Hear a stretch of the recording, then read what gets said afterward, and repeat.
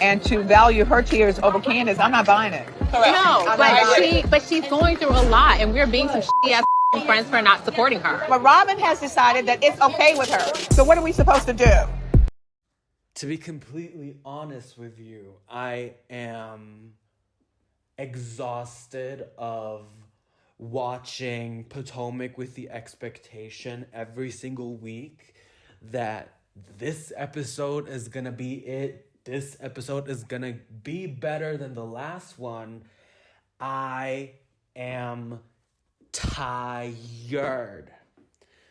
On that note, welcome back to my channel and welcome back to another recap for the Real Housewives of Potomac Season 8 for this week's episode 8, Painting Austin Red, or whatever the title of that raggedy episode was. Listen, I think that this episode was definitely a bit better in terms of fun than the episode that we had 2 weeks ago before winter break, okay? It was fine. But please let it be known to Bravo that they need to fire production from this season as soon as possible, because it was the same production that handled season 15 of Atlanta, and we all know how that whole mess went to be in the end of the season, because that also was a very hard flop of a season. So anyways, to pretty much give you a recap in a couple of sentences, Ashley and Giselle went to Target to pick up some $3 paintbrushes and some canvases so the ladies could once again paint something, because it seems as if there is no budget for these ladies to do something expensive, to do something fun. And I'm tired of these DIYs. I mean, it's fun every once in a while, don't get me wrong. I loved the scene when they were showing the paintings to Karen. Karen is a beautiful triple 60 woman. Karen is an individual that loves to be celebrated, and you can definitely see that.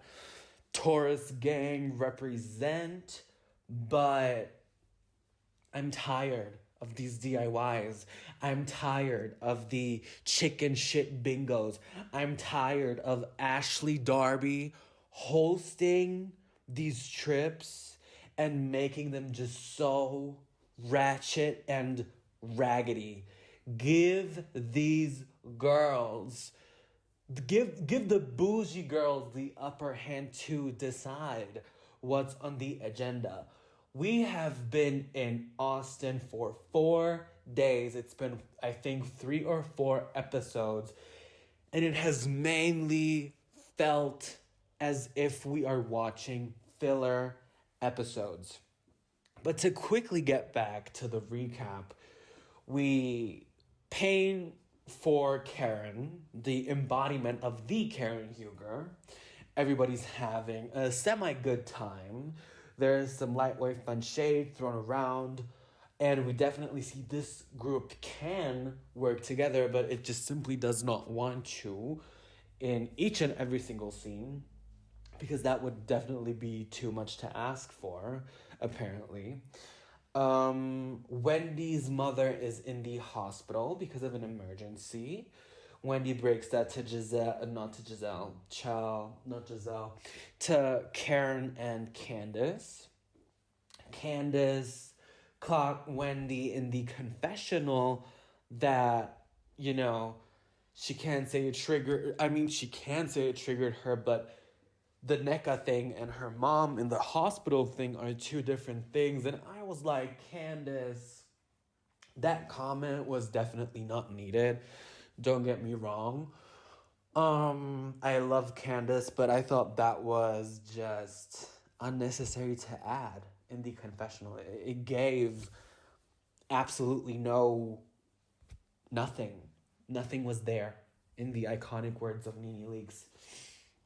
But then again, we all get ready for some dinner at this very nice restaurant. So I guess Ashley chose something that was up to par.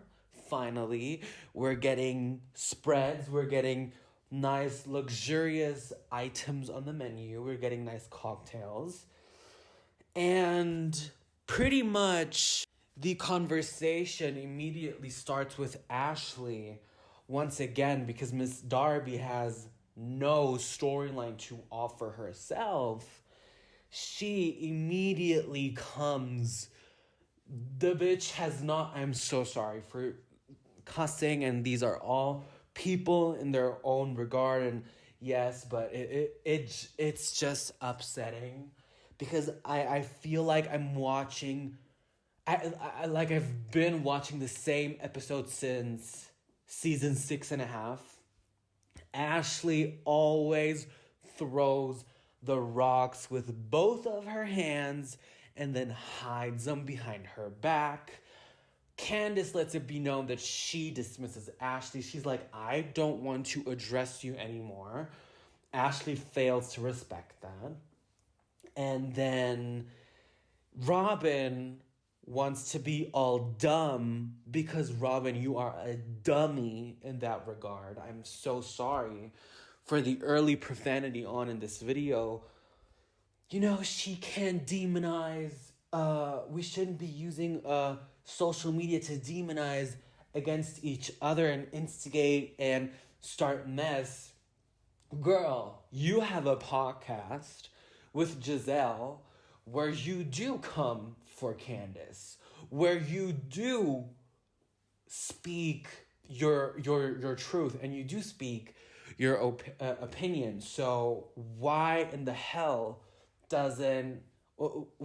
why can you do it but Candiace can't? Yes, Candiace has them Twitter hands. She has a slightly bigger mouth, but why is it okay for everybody else but Candiace? I have yet to figure out why this group harps on Candiace being emotional, being too much, being this, that, and the third. And yes, sometimes maybe Candiace does do a lot, but so do the others. Ashley, in the bus, in the car, when Candiace was crying that day about Robin, and you asked her, why don't you call her up? I just don't understand.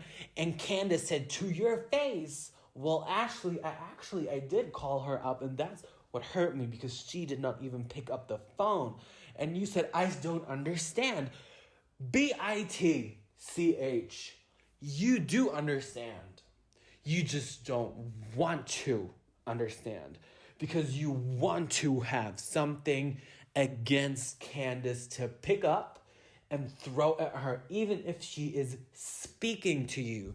You clearly choose to inflate from that bulbous ass forehead from the inside. You choose to inflate your ears and not hear her. You're not hearing her.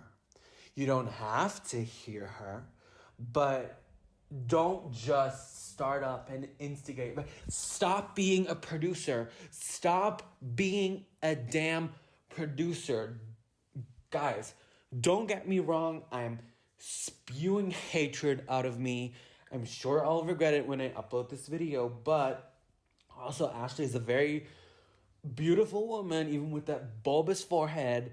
It makes her very unique, honey. But I'm just tired. I'm tired of watching the same thing over and over again. Y'all want Candiace and Wendy off of this show so bad. Y'all want them off of this show so bad, even though we actually want either Robin or Giselle off of the show. Because I'll get to that later on in this video. So Candiace is very upset. She's like, the line is always moving, which is 1,000% correct. This group will never get rid of their colorist rumors, of their colorist allegations. They'll never get rid of it. And also, Nneka, baby, strap that seatbelt on real tight because I am going to come for you. You have not provided yet a single damn storyline except that you want to get pregnant. And I pray to God that your wish gets fulfilled, but you have no other purpose other than being the mouth and side piece of Giselle, Robin, partially Mia, and Candiace when it comes to fighting Wendy. Let's be honest. Nneka gives nothing. She has nothing to offer so far. And I think production would have put in something with a little bit more substance, something to offer, if she had something to offer. Yes, we're only halfway through the season. We still have, I think, 9 episodes to go before we get a reunion. But this reunion, it won't be 3 parts long. This BS of a reunion will be wrapped up in 2 episodes because one episode will be dedicated to Robin and her wandering husband.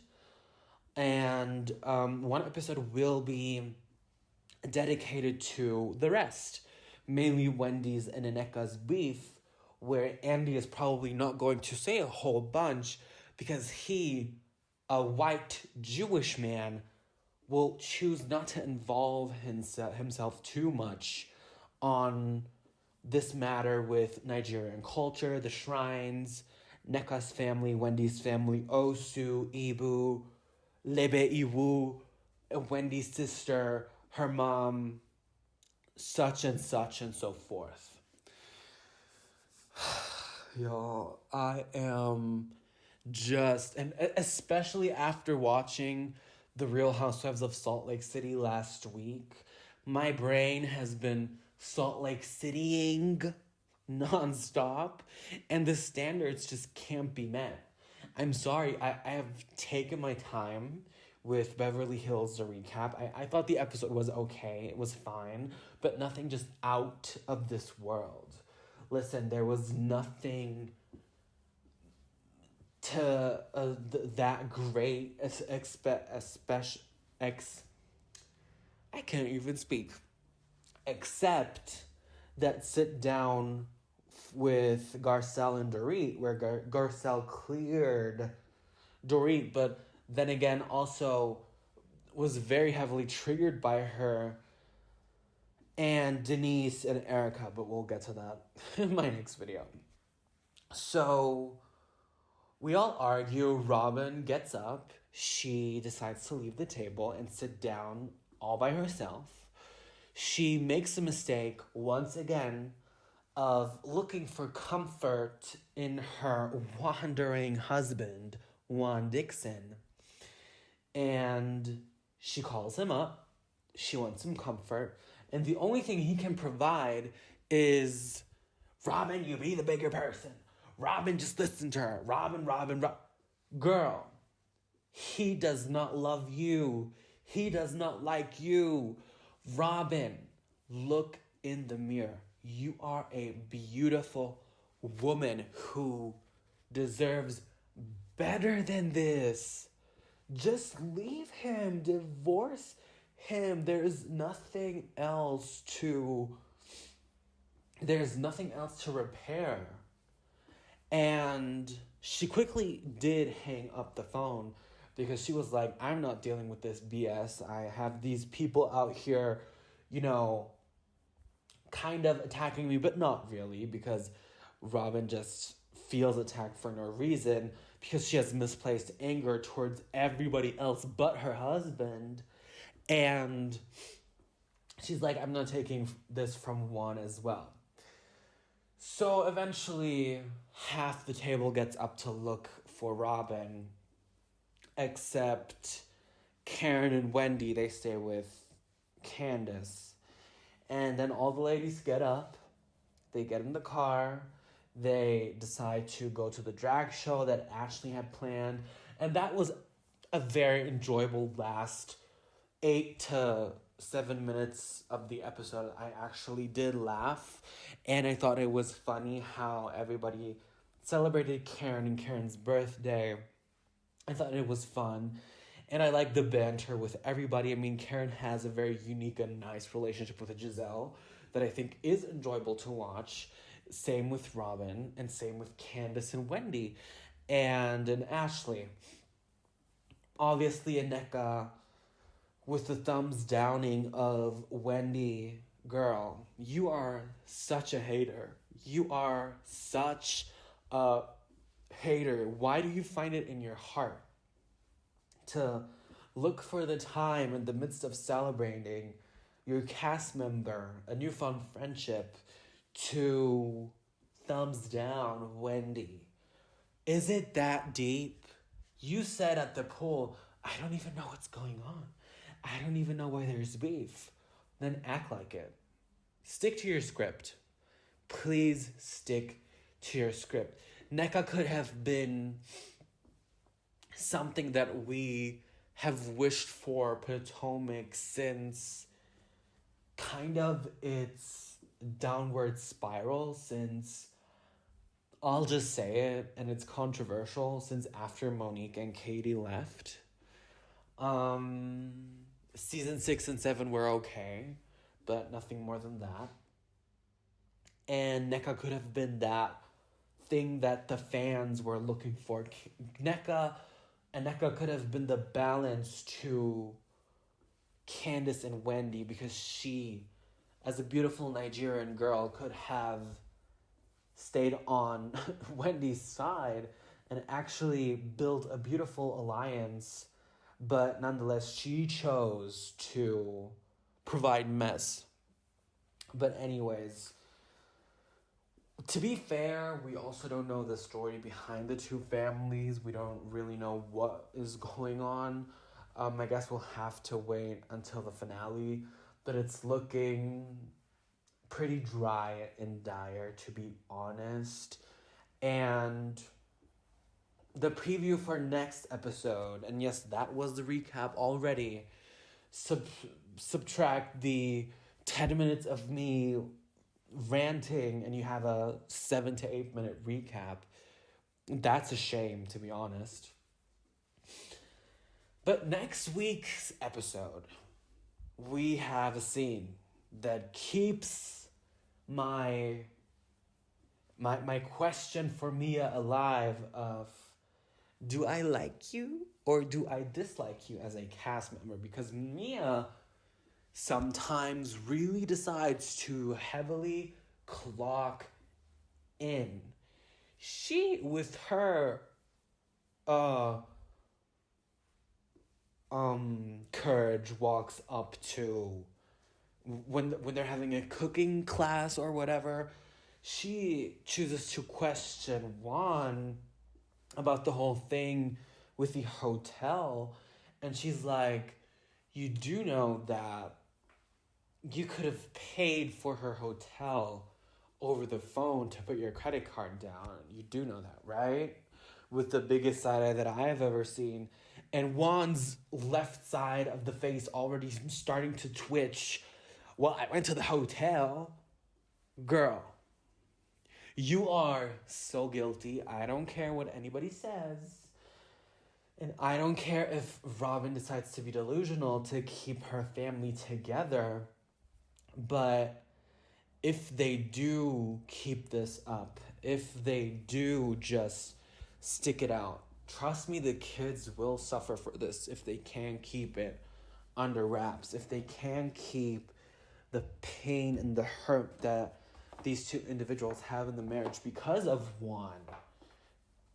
I think because Robin to me is faithful as fuck. So, excuse my English, but to me, it's the problem is Juan. The problem is Juan, and Robin is just she's blind because of love. She loves that man, and it makes me sad. It makes me frustrated. It partially also triggers me because I've had similar situations like this in my very near family circle, inner family circle. So I hate when I see women choosing to keep their eyes shut to the sky and denying that the sky is blue. Because the sky is blue every day when there are no clouds.